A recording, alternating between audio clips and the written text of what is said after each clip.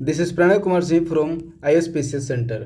Friends, आज हम लोग प्रतियोगिता दर्पण अप्रैल महीने के शॉर्ट नोट्स को डिस्कस करेंगे। तो आइए आज का डिस्कशन हम लोग प्रारंभ करते हैं। आज का पहला और इम्पोर्टेंट सेक्शन है दिल्ली विधानसभा चुनाव 2025। यदि दिल्ली विधानसभा चुनाव 2025 की बात करें तो इसमें काफ़ी सारे महत्वपूर्ण फैक्ट्स हैं। इसके अंतर्गत जो पहला और इम्पोर्टेंट की पॉइंट है उसमें बताया गया है कि दिल्ली विधानसभा में सदस्यों की जो कुल संख्या है वह टोटल 70 है, अर्थात दिल्ली विधानसभा में टोटल 70 विधायक हो सकते हैं। और जो दिल्ली विधानसभा है उसका गठन 1993 ईस्वी में किया गया था। 1993 ईस्वी से लेकर वर्तमान समय यानी कि वर्ष 2025 ईस्वी तक दिल्ली में टोटल 7 बार विधानसभा का चुनाव संपन्न हो चुके हैं। अब देखिए, जो वर्ष 2025 ईस्वी में दिल्ली विधानसभा का चुनाव हुआ उसके अंतर्गत भाजपा अर्थात बीजेपी को टोटल 48 सीट मिले, जिसे 45.56% मत 45.56% वोट शेयर प्राप्त हुआ। बीजेपी को कितना, तो 45.56%। इसी प्रकार से यदि हम लोग आम आदमी पार्टी की बात करें तो आम आदमी पार्टी को टोटल 22 सीट प्राप्त हुए और 22 सीट के साथ आम आदमी पार्टी को टोटल 43.57% का वोट शेयर प्राप्त हुआ। यानी कि बीजेपी और आम आदमी पार्टी के बीच के लगभग सिर्फ और सिर्फ 2% का वोट शेयर का अंतर है। अब यदि दिल्ली विधानसभा चुनाव की बात किया जाए तो इसके अंतर्गत देखिए, जो 5 फरवरी 2025 ईस्वी को चुनाव संपन्न हुए और इसकी मतगणना जो है वह 8 फरवरी 2025 ईस्वी को दिल्ली विधानसभा चुनाव का मतगणना किया गया और नए मुख्यमंत्री बने रेखा गुप्ता। अब देखिए, यदि हम लोग दिल्ली विधानसभा चुनाव में कुल मतदान की बात करें कि दिल्ली विधानसभा चुनाव में टोटल कितना प्रतिशत मतदान हुआ, तो दिल्ली विधानसभा चुनाव में टोटल 60.39% यानी कि 60.39% दिल्ली विधानसभा चुनाव में टोटल मतदान हुआ। अब आप लोग के लिए एक महत्वपूर्ण न्यूज़ है फ्रेंड्स, हम लोग अर्थात ISPCS सेंटर 17वीं BPSC की प्रारंभिक परीक्षाओं को ध्यान में रखते हुए करेंट अफेयर्स का एक महत्वपूर्ण बैच चला रहा है। इसके अंतर्गत प्रत्येक महीने का प्रतियोगिता दर्पण मैगजीन का short notes, Bihar current affairs, इसके अलावा किसी एक अन्य मैगजीन का वार्षिक और अर्धवार्षिक दोनों का संक्षिप्त नोट्स, इसके साथ साथ प्रतिदिन आप लोगों को डेली इंपॉर्टेंट करंट अफेयर्स भी अवेलेबल करवाया जा रहा है। तो इसके लिए आप लोग 9870564701 या 8375934036 पर आप लोग संपर्क कर सकते हैं। आइए आज का नेक्स्ट पॉइंट हम लोग देखते हैं। तो नेक्स्ट सेक्शन है मणिपुर में राष्ट्रपति शासन। आप सारे लोग लगभग जानते होंगे कि राष्ट्रपति शासन का संबंध आर्टिकल 356 से है, अर्थात अनुच्छेद 356 में राष्ट्रपति शासन का वर्णन किया गया है। तो हाल ही में केंद्र सरकार द्वारा मणिपुर में राष्ट्रपति शासन लगाए जाने की बात की गई है। अब यदि राष्ट्रपति शासन की बात करें तो मणिपुर में केंद्र सरकार द्वारा राष्ट्रपति शासन लगाए जाने का निर्णय 13 फरवरी 2025 को लिया गया था। और देखिए, जो मणिपुर है उसे वर्ष 1972 ईस्वी में मणिपुर को पूर्ण राज्य का दर्जा प्रदान किया गया। अब सबसे महत्वपूर्ण बात यह है कि आखिर मणिपुर में क्यों राष्ट्रपति शासन लगाया गया। तो आप लोगों को याद होगा कि वर्ष 2023 ईस्वी में मणिपुर के उच्च न्यायालय द्वारा एक निर्णय दिया गया कि मैतेई समुदाय को, वर्तमान समय में जो मैतेई समुदाय है वह गैर ST अर्थात ST समुदाय के अंतर्गत मैतेई समुदाय नहीं आता है। लेकिन वर्ष 2023 ईस्वी में मणिपुर के उच्च न्यायालय द्वारा एक निर्णय दिया गया कि मैतेई समुदाय को भी ST समुदाय की सूची में शामिल किया जाए। इसी कारण जो मणिपुर के अन्य प्रमुख समुदाय हैं जैसे कुकी वगैरह, उसने इस निर्णय का काफ़ी ज़्यादा विरोध किया। उसके उपरांत ही कुकी और मैतेई में एक कह सकते हैं तो व्यापक स्तर पर मणिपुर में संघर्ष छिड़ गया, जिसे कि रोकने में मणिपुर की राज्य सरकार पूरी तरह से असफल रही। इसी के उपरांत केंद्र सरकार द्वारा 23 फरवरी 2025 ईस्वी को मणिपुर में राष्ट्रपति शासन लगाए जाने का निर्णय लिया गया। तो राष्ट्रपति शासन का संबंध आर्टिकल 356 से है और मणिपुर के 2 प्रमुख समुदाय हैं, एक है कुकी और दूसरा है मैतेई। मणिपुर को पूर्ण राज्य का दर्जा वर्ष 1972 ईस्वी में प्रदान किया गया था।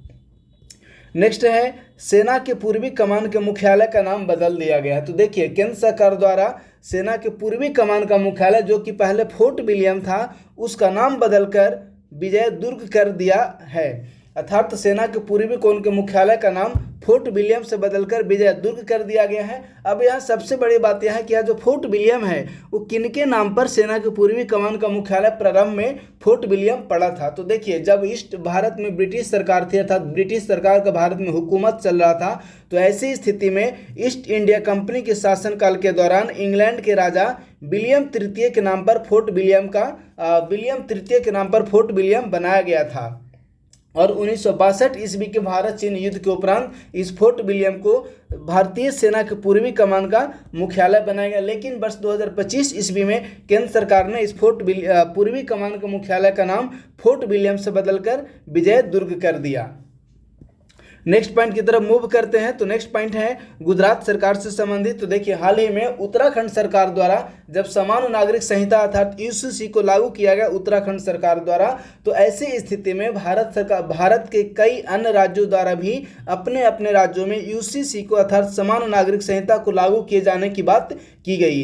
जब समान नागरिक संहिता को लागू किए जाने की बात की गई, तो ऐसी स्थिति में भारत के अनेक राज्यों द्वारा कुछ समिति का भी गठन किया गया। तो इसी परिप्रेक्ष्य में हाल ही में गुजरात सरकार द्वारा एक समिति का गठन किया गया है, जो कि गुजरात में समान नागरिक संहिता को लागू किए जाने संबंधी विभिन्न मसौदे प्रावधानों पर विचार विमर्श करेगा।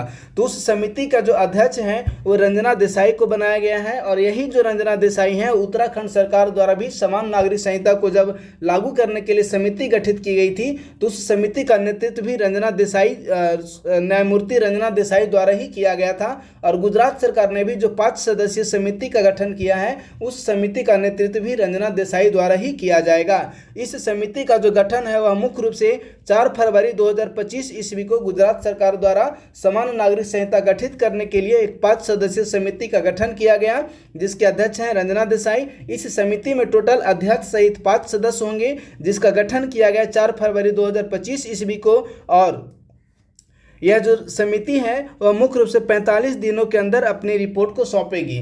तो यह हो गया गुजरात में समान नागरिक संहिता से संबंधित महत्वपूर्ण फैक्ट्स।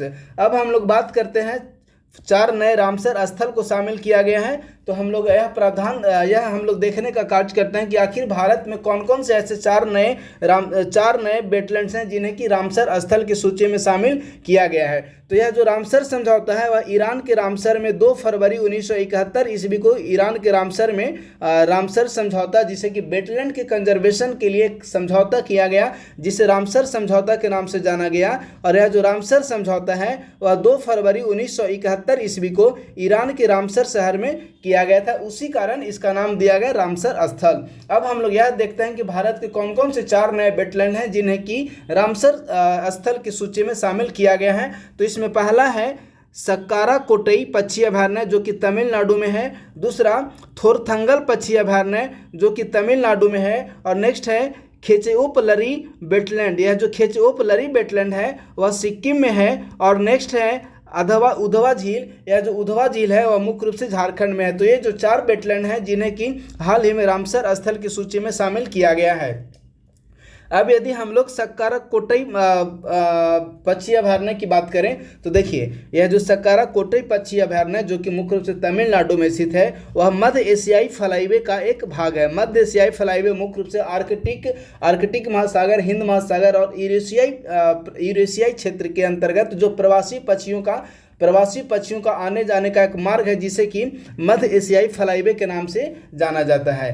तो यदि हम लोग मध्य एशियाई फ्लाईवे की बात करें, तो वर्तमान समय में मध्य एशियाई फ्लाईवे में टोटल 30 देश शामिल हैं। और इस मध्य एशियाई फ्लाईवे के अंतर्गत यदि वर्तमान समय में देखा जाए तो टोटल 182 प्रवासी पक्षी का प्रजाति शामिल है। कितने प्रवासी पक्षी? 182 प्रवासी पक्षियों का प्रजाति शामिल है इस मध्य एशियाई फ्लाईवे के अंतर्गत। ये जो मध्य एशियाई फ्लाईवे है वे मुख्य रूप से आर्कटिक और हिंद महासागर के बीच यूरेशिया के एक बड़े क्षेत्र को शामिल करता है। ये मुख्य रूप से जलीय पक्षियों के प्रवास मार्ग हैं। आप समाचार पत्र में पढ़ते होंगे कि बिहार के कांवर झील में यूरेशियाई पक्षी देखे गए। तो यह जो यूरेशियाई पक्षी बिहार के कांवर झील में देखे जा रहे हैं वे मुख्य रूप से मध्य एशियाई फ्लाईवे के माध्यम से ही यूरेशियाई या आर्कटिक क्षेत्र से बिहार के कांवर झील में देखे जाते हैं। इसके अंतर्गत आर्कटिक महासागर, हिंद महासागर और यूरेशिया के कुछ क्षेत्रों को शामिल किया जाता है। तो यह हो गया मध्य एशियाई फ्लाईवे के बारे में संक्षिप्त चर्चा। अब यदि हम लोग भारत में कुल रामसर स्थल की बात करें तो वर्तमान समय में भारत में टोटल रामसर स्थल की संख्या है 89, जिसमें कि सर्वाधिक रामसर स्थल है भारत के तमिलनाडु राज्य में, जिसकी संख्या हो गई है 20। उसके बाद भारत के दूसरा सर्वाधिक रामसर स्थल उत्तर प्रदेश राज्य में है, जिसकी संख्या हो गई है 10। अब यदि हम लोग बिहार से संबंधित रामसर स्थल की बात करें तो वर्तमान समय में बिहार में टोटल 3 रामसर स्थल हैं, जिनमें कि कांवर झील, नागी पक्षी अभयारण्य और नकटी पक्षी अभयारण्य। यदि कांवर झील की बात करें तो कांवर झील बेगूसराय में है, और दूसरा नागी पक्षी अभयारण्य और नकटी पक्षी अभयारण्य, ये जो नागी और नकटी दोनों पक्षी अभयारण्य हैं ये दोनों जमुई में है। अर्थात बिहार में वर्तमान समय में 3 रामसर स्थल हैं, जिनमें पहला है कांवर झील, दूसरा नागी पक्षी अभयारण्य और तीसरा है नकटी पक्षी अभयारण्य। अब नेक्स्ट महत्वपूर्ण फैक्ट्स की बात करें तो यह है इंटरनेशनल करंट अफेयर्स से संबंधित। तो हाल ही में आप लोग जानते होंगे कि भारतीय प्रधानमंत्री की फ्रांस यात्रा संपन्न हुई। तो भारतीय प्रधानमंत्री की यदि फ्रांस यात्रा के संबंध में हम लोग बात करें तो भारतीय प्रधानमंत्री द्वारा 10 से 12 फरवरी 2025 के मध्य अपनी फ्रांस यात्रा को संपन्न की गई। इस दौरान अर्थात फ्रांस यात्रा के दौरान जो सबसे महत्वपूर्ण पहलू यह था कि भारत एवं फ्रांस द्वारा संयुक्त रूप से एआई एक्शन समिट की सह अध्यक्षता की गई। अर्थात एआई एक्शन समिट का जो तीसरा सम्मेलन आयोजित किया गया, उसकी सह अध्यक्षता भारत एवं फ्रांस सरकार द्वारा की गई है। तो नेक्स्ट है अर्थात भारत फ्रांस संबंध के अंतर्गत ही जो नेक्स्ट और महत्वपूर्ण फैक्ट्स है वह है कि बंदरगाहों के शहर के रूप में प्रसिद्ध शहर मार्सिले में भारतीय प्रधानमंत्री का सम्मान समारोह आयोजित किया गया, बंदरगाहों के शहर मार्सिले में। इसके अलावा भारत और फ्रांस ने 1966 में हुए पहले सांस्कृतिक समझौते की 60वीं वर्षगांठ के अवसर पर वर्ष 2026 को नवाचार वर्ष अर्थात ईयर ऑफ इनोवेशन के रूप में मनाए जाने का निर्णय लिया गया है। तो सपोज करते हैं यदि प्रश्न पूछ लिया जाता है कि हाल ही में भारत और फ्रांस ने किस वर्ष को नवाचार वर्ष के रूप में मनाए जाने का निर्णय लिया है, तो इसका आंसर हो जाएगा वर्ष 2026 को। अर्थात भारत और फ्रांस द्वारा वर्ष 2026 को नवाचार वर्ष के रूप में मनाए जाने का निर्णय लिया गया है। अब यदि हम लोग एआई एक्शन समिट की बात करें तो देखिए यह जो एआई एक्शन समिट है, इसका पहला सम्मेलन जो आयोजित किया गया था वह नवंबर 2023 में ब्रिटेन के ब्लेचली पार्क में पहला एआई एक्शन समिट का आयोजन किया गया था। अब यदि दूसरे एआई एक्शन समिट की बात करें तो जो दूसरा एआई एक्शन समिट है उसका आयोजन वर्ष 2024 ईस्वी में सियोल में किया गया। इसी प्रकार जो तीसरा एआई एक्शन समिट है तो तीसरा एआई एक्शन समिट का आयोजन वर्ष 2025 ईस्वी में फ्रांस के पेरिस में किया गया। और जो तीसरा एआई एक्शन समिट का आयोजन किया गया उसमें मुख्य रूप से टोटल 80+ देश शामिल हुए। नेक्स्ट हम लोग बात करते हैं प्रधानमंत्री की अमेरिका यात्रा। यदि प्रधानमंत्री की अमेरिका यात्रा की बात करें तो फ्रांस की यात्रा के तुरंत बाद भारतीय प्रधानमंत्री द्वारा 12 फरवरी 2025 ईस्वी को ही अमेरिकी यात्रा प्रारंभ की गई। अर्थात 12 से लेकर 14 फरवरी 2025 ईस्वी तक भारतीय प्रधानमंत्री द्वारा अपनी अमेरिकी यात्रा को संपन्न की गई। इस अमेरिकी यात्रा के दौरान हालांकि वैसे कुछ महत्वपूर्ण निर्णय नहीं लिए गए, लेकिन 10 वर्षीय के लिए रक्षा साझेदारी समझौता संपन्न किया गया। और इसी रक्षा साझेदारी समझौते के अंतर्गत अमेरिका द्वारा भारत को F-35 विमान तथा 6 P-8I जो मानव रहित ड्रोन है उसे भारत को सौंपने की अर्थात भारत को दिए जाने की बात की गई है। तो नेक्स्ट अब हम लोग बात करते हैं फ्रेंड्स, वह है भ्रष्टाचार बोध सूचकांक 2025। भ्रष्टाचार बोध सूचकांक 2025 के बारे में हम लोग जानने से पहले एक महत्वपूर्ण न्यूज आप लोग को दे देते हैं कि हाल 71वीं बीपीएससी की करंट अफेयर्स को 71वीं बीपीएससी की प्रारंभिक परीक्षा को ध्यान में रखते हुए ISPC सेंटर द्वारा करंट अफेयर्स का एक महत्वपूर्ण बैच प्रारंभ किया गया है। इसके अंतर्गत PD शॉर्ट नोट्स का PDF, बिहार करंट अफेयर्स, किसी अदर मैगजीन का शॉर्ट नोट्स, इसके अलावा डेली PIB तथा न्यूज़पेपर का जो इंपॉर्टेंट करंट अफेयर्स होता है वो सारे आप लोग को प्रोवाइड किया जाएगा। इसके लिए आप लोग 9870564701 या 8375934036 पर आप लोग संपर्क कर सकते हैं। तो आइए अब हम लोग जानते हैं भ्रष्टाचार बोध सूचकांक करप्शन परसेप्शन इंडेक्स 2025। यदि करप्शन परसेप्शन इंडेक्स 2025 की बात करें तो यह जो करप्शन परसेप्शन इंडेक्स है वह जर्मनी की एक संस्था है ट्रांसपेरेंसी इंटरनेशनल। तो करप्शन परसेप्शन इंडेक्स जर्मनी की एक संस्था ट्रांसपेरेंसी इंटरनेशनल द्वारा जारी किया जाता है और यह जो वर्ष 2025 ईस्वी में जो रिपोर्ट जारी की गई है उसके अंतर्गत टोटल 180 देशों को शामिल किया गया है, जिनमें यदि सबसे कम भ्रष्टाचार की बात करें तो सबसे कम भ्रष्टाचार डेनमार्क, दूसरा फिनलैंड और तीसरा सिंगापुर। टॉप 3 राज्य हैं, टॉप 3 कंट्री हैं। पहला डेनमार्क, दूसरा फिनलैंड और तीसरा सिंगापुर। यदि डेनमार्क की स्कोर की बात करें तो डेनमार्क का स्कोर है 90, फिनलैंड का स्कोर है 88, सिंगापुर का स्कोर है 84। अब यदि हम लोग बॉटम 3 यानी कि सर्वाधिक भ्रष्टाचार वाले 3 देश की बात करें तो देखिए दक्षिणी सूडान यानी कि सबसे ज़्यादा भ्रष्टाचार होता है दक्षिणी सूडान में, जिसका स्कोर है मात्र 8। नेक्स्ट है सोमालिया जिसका स्कोर है मात्र 9। और नेक्स्ट यानी कि नीचे से तीसरा स्थान पर यानी कि सर्वाधिक भ्रष्टाचार होने वाले तीसरा सर्वाधिक देश है वेनेजुएला, जिसका क्या स्कोर है 10। अब यदि हम लोग भारत इस रिपोर्ट से संबंधित भारत की बात करें तो देखिए भारत का स्थान 180 देशों में 96 है, यानी कि 180 देशों में भारत 96वां स्थान रखता है, जिसका वर्ष 2025 ईस्वी के लिए स्कोर है 38 आउट ऑफ 100। नेक्स्ट अब हम लोग बात करते हैं वर्ष 2023 ईस्वी में, जो वर्ष 2023 ईस्वी में भारत का स्कोर 180 देशों में 93 था। यह जो रिपोर्ट है करप्शन परसेप्शन इंडेक्स, इसे ट्रांसपेरेंसी इंटरनेशनल द्वारा 13 मानकों के आधार पर तैयार किया गया है। तो सपोज यदि प्रश्न पूछ लिया जाता है कि हाल ही में जो ट्रांसपेरेंसी इंटरनेशनल द्वारा जो रिपोर्ट जारी किया गया उसे कितने आधारों पर तैयार किया गया, तो उसे 13 मानकों के आधार पर रिपोर्ट को तैयार किया गया। भारत का स्थान है इसमें 96 आउट ऑफ 180। यदि पहला स्थान की बात करें तो पहला स्थान है डेनमार्क का। चलिए नेक्स्ट फैक्ट्स की हम लोग बात करते हैं। तो वर्ष 2025 ईस्वी के लिए संयुक्त राष्ट्र बजट में भारत ने अपना योगदान 3.76 करोड़ डॉलर जमा कर दिया है। अर्थात जो प्रत्येक वर्ष भारत सरकार द्वारा जो संयुक्त राष्ट्र संघ में अपनी कोष यानी कि सहायता राशि जो जमा की जाती है वह वर्ष 2025 ईस्वी में 3.764 करोड़ डॉलर जमा कर दिया गया है। नेक्स्ट है कि कतर के अमीर शेख तमीम बिन हमद अल थानी नेक्स्ट है कि कतर के अमीर शेख तमीम बिन हमद अल थानी की 2 दिवसीय भारत यात्रा संपन्न हुई और यह जो भारत और कतर के मध्य की जो वार्ता आयोजित की गई उसका आयोजन हैदराबाद हाउस में किया गया। अर्थात भारत और कतर के बीच में वार्ता का आयोजन भारत के हैदराबाद हाउस में किया गया। नेक्स्ट यदि कूटनीतिक संबंध की बात करें तो भारत और कतर के बीच में कूटनीतिक संबंध जो है वह 1973 ईस्वी में प्रारंभ हुए। अब देखिए अब जब यदि हम लोग कतर की बात कर रहे हैं तो नेक्स्ट महत्वपूर्ण फैक्ट्स हो जाता है गल्फ कोऑपरेशन काउंसिल, क्योंकि जो कतर है वह मुख्य रूप से गल्फ कोऑपरेशन काउंसिल जिसे संक्षिप्त में GCC के नाम से भी जाना जाता है उसका एक महत्वपूर्ण भाग है। यदि हम लोग GCC की बात करें तो गल्फ कोऑपरेशन काउंसिल का गठन किया गया था अर्थात स्थापना की गई थी 25 मई 1981 ईस्वी को और वर्तमान समय में गल्फ कोऑपरेशन काउंसिल में टोटल 6 सदस्य हैं, जिनमें कि Bahrain, Kuwait, Oman, Qatar, Saudi Arab और UAE अर्थात संयुक्त अरब अमीरात आदि शामिल हैं।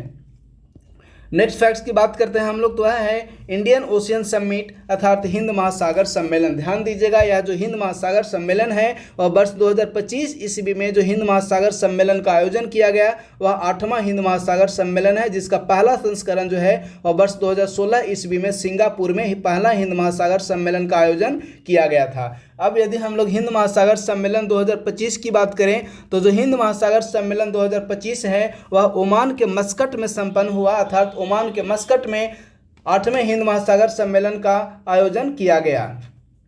इसके अंतर्गत जो इसका आयोजन है वह मुख्य रूप से इंडिया फाउंडेशन तथा ओमान का विदेश मंत्रालय और सिंगापुर के Rajaratnam school of international studies द्वारा इस 8वें हिंद महासागर सम्मेलन का आयोजन किया गया। इस हिंद महासागर का थीम था समुद्री साझेदारी के नए क्षितिज की यात्राएं। इस हिंद महासागर सम्मेलन का आयोजन 16 से 17 फरवरी 2025 के मध्य किया गया। अब देखिए यदि हिंद महासागर सम्मेलन से संबंधित कुछ अन्य महत्वपूर्ण फैक्ट्स की बात करें तो इस हिंद महासागर सम्मेलन का जो पहला आयोजन है वह वर्ष 2016 ईस्वी में सिंगापुर में किया गया। नेक्स्ट 2023 ईस्वी में इस हिंद महासागर सम्मेलन का आयोजन ढाका में किया गया। यदि लेटेस्ट 3 की हम लोग बात करें तो वर्ष 2023 ईस्वी में हिंद महासागर सम्मेलन का आयोजन ढाका अर्थात बांग्लादेश में किया गया। वर्ष 2024 ईस्वी में हिंद महासागर सम्मेलन का आयोजन ऑस्ट्रेलिया के पर्थ शहर में किया गया। वर्ष 2025 ईस्वी में हिंद महासागर सम्मेलन का आयोजन ओमान के मस्कट शहर में किया गया। सपोज यदि प्रश्न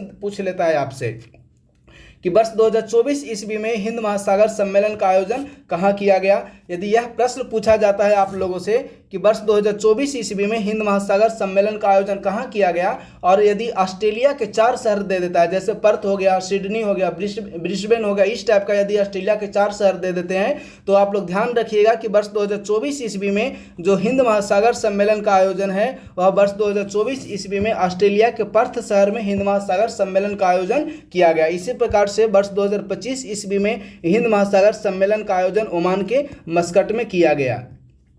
नेक्स्ट महत्वपूर्ण फैक्ट्स है वह है आर्थिक वाणिज्यिक परिदृश्य। यदि हम लोग आर्थिक वाणिज्यिक परिदृश्य की बात करें तो सबसे पहला और महत्वपूर्ण फैक्ट्स है कि रेपो रेट में 0.25% की कमी कर दी गई है और वर्तमान में जो रेपो रेट है वह 6.25% रेपो रेट है। अब यदि रेपो रेट की हम लोग बात करें तो रेपो रेट का अर्थ होता है वह दर अर्थात वह वाणिज्यिक दर जिस पर अन्य वाणिज्यिक बैंक भारतीय रिजर्व बैंक से ऋण प्राप्त करते हैं उसे हम लोग रेपो रेट के नाम से जानते हैं। जब रेपो रेट में कमी की जाएगी तो मार्केट में तरलता अर्थात लिक्विडिटी में वृद्धि होगी, और जब मार्केट में लिक्विडिटी में वृद्धि होगी तो इसका मतलब है कि मार्केट में डिमांड बढ़ेगा, और जब मार्केट में डिमांड बढ़ेगा तो इसका मतलब है कि जीडीपी अर्थात ग्रॉस डोमेस्टिक प्रोडक्ट में वृद्धि देखने को मिलेगी।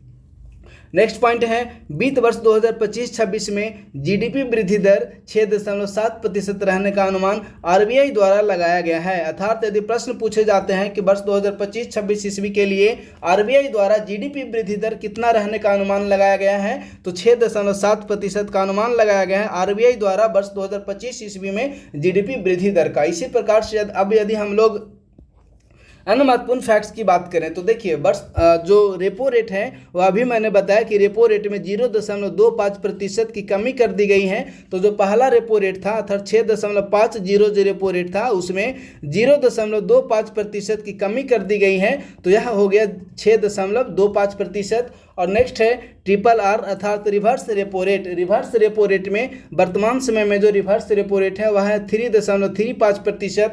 और नेक्स्ट है बैंक रेट, वर्तमान समय में जो बैंक दर है वह है 6.50%। अब यदि हम लोग 2024-25 की बात करें तो हाल ही में कृषि एवं किसान कल्याण मंत्रालय द्वारा 2024-25 के लिए देश में बागवानी उत्पादन का अग्रिम अनुमानित किया गया, अग्रिम अनुमान जारी किया गया है। तो इस अग्रिम अनुमान के अनुसार कुल बागवानी उत्पादन जो है वह 362 टन अर्थात 362 टन जो 362,086 हजार टन का कुल बागवानी उत्पादन अनुमानित है। इसी प्रकार से जो कुल मसाला उत्पादन है वह 11,996 हजार टन का कुल मसाला उत्पादन अनुमानित है। और यदि कुल सब्जी उत्पादन की बात करें तो जो कृषि एवं किसान कल्याण मंत्रालय द्वारा जो अग्रिम अनुमान व्यक्त की गई है इस अग्रिम अनुमान के अनुसार 214,563 हजार टन कुल सब्जी उत्पादन का अग्रिम अनुमान व्यक्त किया गया है कृषि एवं किसान कल्याण मंत्रालय के अंतर्गत। नेक्स्ट है कि हाल ही में बांग्लादेश सरकार द्वारा पाकिस्तान के साथ विधिवत अर्थात सरकारी रूप से व्यापार करने की अनुमति दी गई है। तो इसी परिप्रेक्ष्य में हाल ही में पाकिस्तान के साथ पहली बार सरकारी स्तर पर बांग्लादेश ने व्यापार करते हुए फरवरी 2025 में 50,000 टन चावल खरीदने की अनुमति दी। तो आप लोग ध्यान रखिएगा, सपोज यदि प्रश्न पूछ लिए जाते हैं कि हाल ही में बांग्लादेश सरकार द्वारा पाकिस्तान के साथ सरकारी व्यापार की अनुमति देते हुए निम्न में से किस फसल या किस खाद्यान्न की पहली बार व्यापार की अनुमति दी, निम्न में से किस फसल की व्यापार की अनुमति दी गई, तो आप लोग ध्यान रखिएगा आंसर होगा चावल। नेक्स्ट महत्वपूर्ण फैक्ट्स की अब यदि हम लोग बात करें तो वह है वित्तीय स्वास्थ्य सूचकांक 2025। हाल ही में नीति आयोग द्वारा वित्तीय स्वास्थ्य सूचकांक 2025 जारी की गई है। यदि हम लोग वित्तीय स्वास्थ्य सूचकांक की बात करें तो भारत में पहली बार इस प्रकार के जो रिपोर्ट है वो नीति आयोग द्वारा जारी की गई है। तो इस रिपोर्ट के अनुसार देखिए, यदि इस रिपोर्ट की हम लोग बात करें तो इस रिपोर्ट में टोटल 18 राज्यों को शामिल किया गया है, अर्थात 18 राज्यों की वित्तीय स्वास्थ्य से संबंधित जो रिपोर्ट है वह नीति आयोग द्वारा जारी की गई है।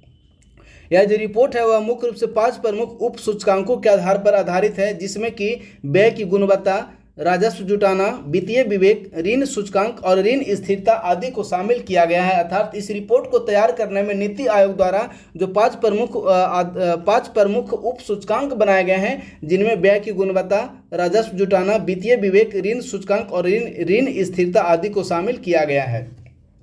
अब यदि देखिए इस रिपोर्ट की हम लोग बात करें तो इस रिपोर्ट को मुख्य रूप से 4 परिप्रेक्ष्य में जारी किया गया है, जिसमें कि पहला है अचीवर, दूसरा फ्रंट रनर, तीसरा परफॉर्मर और चौथा एस्पिरेशनल। यदि अचीवर की बात करें तो 1 से 5 रैंक वाले जितने भी राज्य हैं वो सारे के सारे अचीवर राज्य हैं। दूसरा फ्रंट रनर, जिसमें कि 6 से 10 रैंक वाले जितने भी राज्य हैं वो सारे के सारे फ्रंट रनर हैं। और तीसरा 11 से 14 तक रैंक वाले जितने भी राज्य हैं वो सारे के सारे परफॉर्मर हैं। और चौथा 15 से 18 रैंक वाले जितने भी राज्य हैं वो सारे के सारे एस्पिरेशनल हैं। यदि अचीवर की बात करें तो अचीवर में टोटल वर्तमान समय इस रिपोर्ट के अनुसार 5 राज्यों के अचीवर में शामिल किया गया है। फ्रंट रनर में भी टोटल 5 राज्यों को शामिल किया गया है। परफॉर्मर में भी 4 राज्यों को शामिल किया गया है और एस्पिरेशनल में 4 राज्यों को शामिल किया गया है। अब यदि हम लोग टॉप 5 स्टेट की बात करते हैं तो पहला राज्य है उड़ीसा, जिसे कि भारत में सर्वाधिक स्कोर प्राप्त हुआ है, वह है 67.8। उसके बाद दूसरा है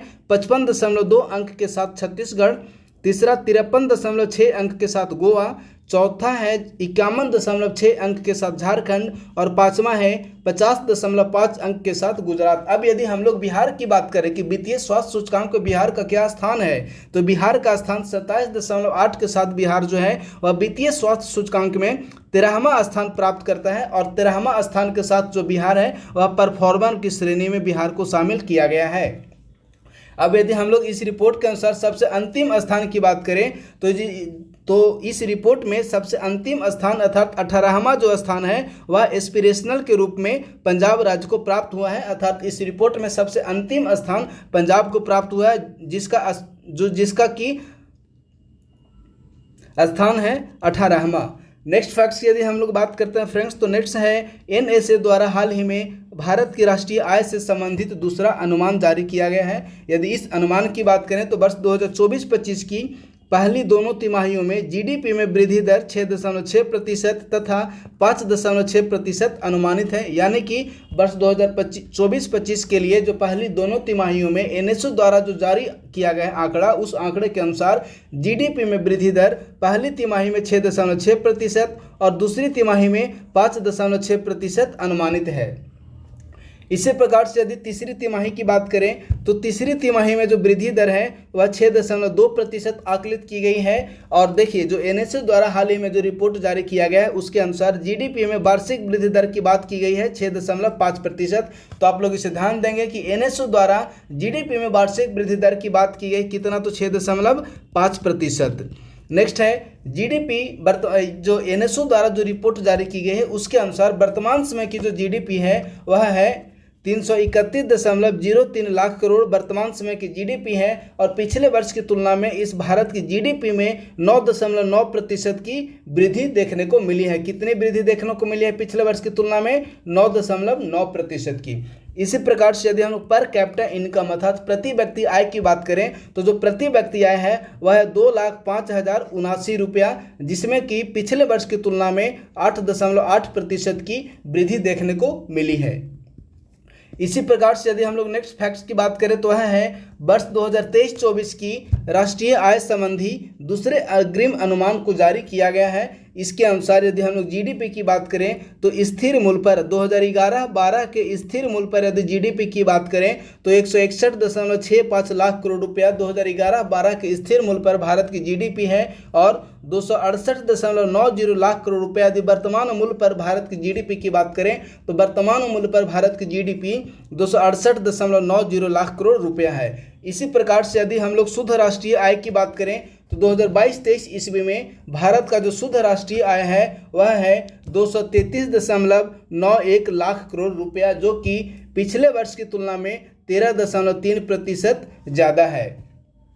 अब यदि प्रति व्यक्ति आय की बात करें तो वर्ष 2022-23 ईस्वी में भारत का प्रति व्यक्ति आय 1,69,145 रुपया अनुमानित किया गया है। नेक्स्ट देखिए यदि जीवीए में योगदान की बात करें तो यदि हम लोग जीवीए में योगदान की बात करते हैं तो जो प्राथमिक वर्तमान मूल्य पर प्राथमिक क्षेत्र का योगदान है 19.7%, द्वितीयक क्षेत्र का योगदान है 25.9% और तृतीयक क्षेत्र का योगदान है 54.4%। अब यदि हम लोग स्थिर मूल्य पर बात करें कि स्थिर मूल्य पर जीवीए में प्राथमिक क्षेत्र का योगदान कितना है, तो स्थिर मूल्य पर जीवीए में प्राथमिक क्षेत्र का जो योगदान है वह है 2.7%, द्वितीयक क्षेत्र का योगदान है 11.4% और तृतीयक क्षेत्र का योगदान है 9%। अब यदि नेक्स्ट फैक्ट्स की बात करें फ्रेंड्स, तो वह है आरबीआई ने हाल ही में एक बैंक को अपने कारोबार से संबंधित कार्य करने के लिए रोक लगा दिया है। तो वह है आरबीआई द्वारा हाल ही में महाराष्ट्र स्थित न्यू इंडिया कोऑपरेटिव बैंक के कारोबार पर रोक लगा दिया गया। तो सपोज यदि प्रश्न पूछ लिए जाते हैं कि हाल ही में किस बैंक पर आरबीआई द्वारा उसके कारोबार से संबंधित रोक लगा दिया गया है, तो वह हो जाएगा न्यू इंडिया कोऑपरेटिव बैंक, जिस पर हाल ही में आरबीआई द्वारा उसके कारोबार पर रोक लगा दिया गया है।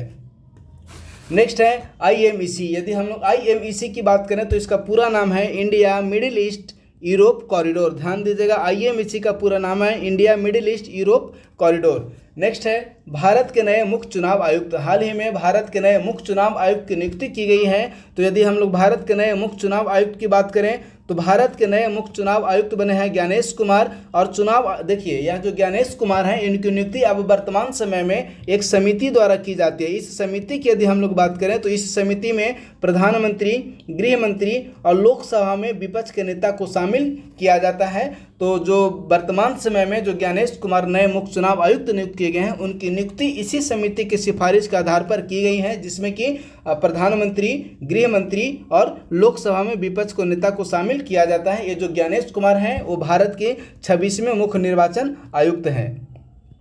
नेक्स्ट फैक्ट्स की अब हम लोग बात करते हैं तो नेक्स्ट फैक्ट्स है बीबीसी से संबंधित। हाल ही में बीबीसी की वर्ष 2024 की सर्वश्रेष्ठ भारतीय महिला खिलाड़ी, बीबीसी द्वारा वर्ष 2024 की सर्वश्रेष्ठ भारतीय महिला खिलाड़ी के रूप में मनु भाकर को चयनित किया गया है। अर्थात बीबीसी द्वारा जो वर्ष 2024 का सर्वश्रेष्ठ भारतीय महिला खिलाड़ी किसे चुना गया है, तो इसका आंसर हो जाएगा मनु भाकर। नेक्स्ट है बीसीसीआई ने हाल ही में लाइफ टाइम अचीवमेंट पुरस्कार से किसे सम्मानित किया है, तो बीसीसीआई ने हाल ही में लाइफ टाइम अचीवमेंट पुरस्कार से सचिन तेंदुलकर को सम्मानित किया गया है। अब यदि हम लोग ग्रैमी पुरस्कार 2025 की बात करें तो देखिए, यह जो ग्रैमी अवार्ड है इसके अंतर्गत रिकॉर्ड ऑफ द ईयर के रूप में केंड्रिक लैमर को प्रदान किया गया, एल्बम ऑफ द ईयर का अवार्ड बियॉन्से को प्रदान किया गया, सॉन्ग ऑफ द ईयर का अवार्ड केंड्रिक लैमर को प्रदान किया गया और सर्वश्रेष्ठ एल्बम का अवार्ड बियॉन्से को प्रदान किया गया। तो ये चारों काफ़ी महत्वपूर्ण है, इन चारों काफ़ी ही महत्वपूर्ण है।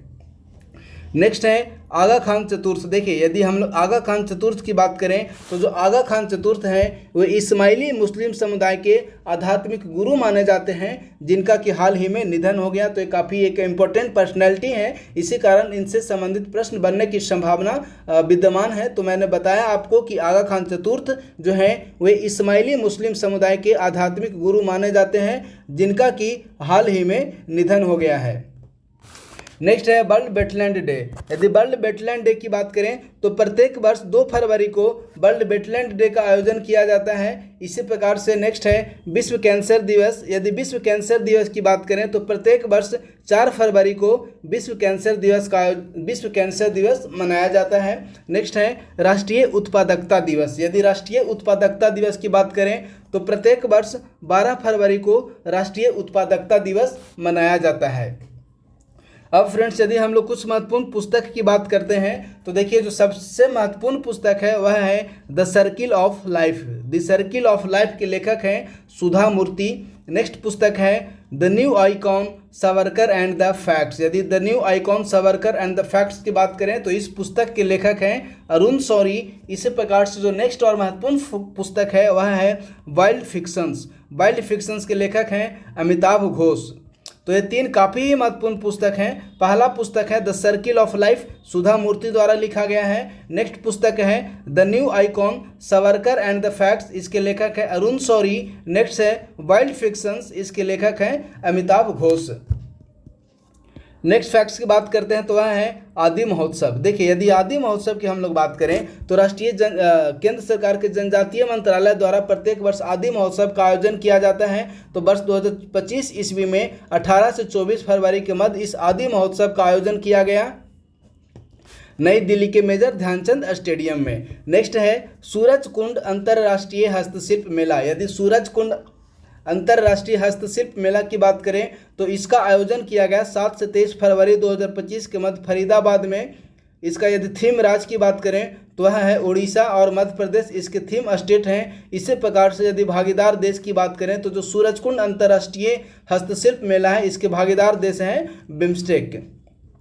अखिल भारतीय मराठी साहित्य सम्मेलन। यदि अखिल भारतीय मराठी साहित्य सम्मेलन की बात करें तो इसका आयोजन नई दिल्ली के विज्ञान भवन में किया गया। नेक्स्ट यदि हम लोग युद्धाभ्यास यानी कि मिलिट्री एक्सरसाइज की बात करते हैं तो देखिए, यह जो स्टीडफास्ट एक मिलिट्री एक्सरसाइज है यह मुख्य रूप से नाटो सदस्यों द्वारा स्टीडफास्ट युद्धाभ्यास का आयोजन किया गया 13 जनवरी से लेकर 26 फरवरी 2025 ईस्वी के मध्य। इस युद्धाभ्यास में मुख्य रूप से 10,000 से अधिक सैनिक इस युद्धाभ्यास में भाग लिए। इस युद्धाभ्यास का आयोजन रोमानिया, बुल्गारिया और ग्रीस अर्थात तीनों देश की सीमाओं पर इस स्टीडफास्ट युद्धाभ्यास का आयोजन किया गया। नेक्स्ट है साइक्लोन युद्धाभ्यास। यदि साइक्लोन युद्धाभ्यास की बात करें तो भारत और मिस्र के मध्य जो साइक्लोन युद्धाभ्यास है इसका आयोजन किया जाता है और वर्ष 2025 ईस्वी में साइक्लोन युद्धाभ्यास का आयोजन राजस्थान के महाजन फील्ड रेंज में किया जाता है। अब सबसे महत्वपूर्ण फैक्ट्स आप लोग को जानने की यह जरूरत है कि जब बीपीएससी ने युद्धाभ्यास से संबंधित जो प्रश्न है इसका पूछने का नेचर को चेंज कर दिया है। पूर्व में सिर्फ पूछा जाता था कि साइक्लोन युद्धाभ्यास का आयोजन किन देशों के मध्य किया जाता है, लेकिन वर्तमान समय में जो न्यू ट्रेंड है उसके अनुसार अब किया जा रहा है कि साइक्लोन युद्धाभ्यास का आयोजन कहाँ, अर्थात युद्धाभ्यास का आयोजन अब जो पहले पूछा जाता था कि किन देशों के मध्य किया जा रहा है वह अब पूछा जाने लगा कि कहाँ आयोजित किया जा रहा है। तो यह ध्यान देने की जरूरत है कि जो साइक्लोन युद्धाभ्यास है उसका आयोजन राजस्थान के महाजन फील्ड रेंज में किया गया। इसी प्रकार यदि स्टीडफास्ट नाटो युद्धाभ्यास की बात करें तो इसका जो आयोजन है वह रोमानिया, बुल्गारिया और ग्रीस की सीमाओं पर किया गया। नेक्स्ट फ्रेंड्स वह है प्रोजेक्ट वाटर बर्थ। यदि प्रोजेक्ट वाटर बर्थ की बात करें तो भारत, अमेरिका, ब्राज़ील एवं दक्षिण अफ्रीका के साथ साथ अन्य देशों में एआई की सुगम पहुंच बनाने के लिए मेटा द्वारा इस प्रोजेक्ट की घोषणा की गई है। तो वह है project water birth. Next facts की बात करें तो वह है महिलाओं का अंडर 19 T20 विश्व कप का दूसरा संस्करण। इसका जो पहला संस्करण है वह वर्ष 2023 ईस्वी में महिलाओं से संबंधित अंडर 19 T20 विश्व कप का आयोजन किया गया। वर्ष 2023 ईस्वी में किया गया था, वह पहला संस्करण था, जबकि दूसरे संस्करण का आयोजन वर्ष 2025 ईस्वी में किया गया और तीसरा संस्करण का आयोजन वर्ष 2027 ईस्वी में किया जाएगा। तो देखिए, यदि हम लोग महिलाओं से संबंधित अंडर 19 T20 वर्ल्ड कप की बात करें तो इसका विजेता रहा भारत और उप विजेता टीम रहा हुआ है दक्षिण अफ्रीका। इस वर्ल्ड कप में टोटल 16 टीम शामिल हुए थे, जिसका आयोजन 18 जनवरी से लेकर 2 फरवरी 2025 के मध्य किया गया।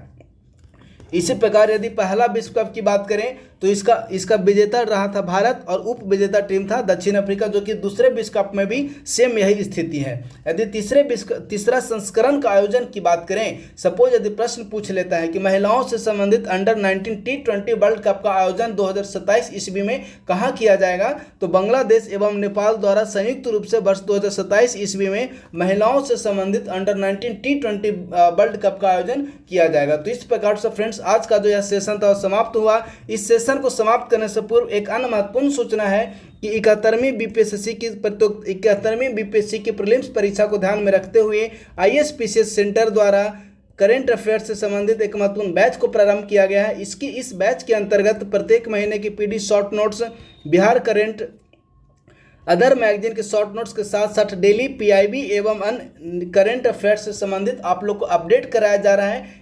तो इसके लिए आप लोग 9870564701 या 8375934036 आदि इन दोनों में से किसी भी नंबर पर आप लोग संपर्क कर सकते हैं। बहुत बहुत धन्यवाद।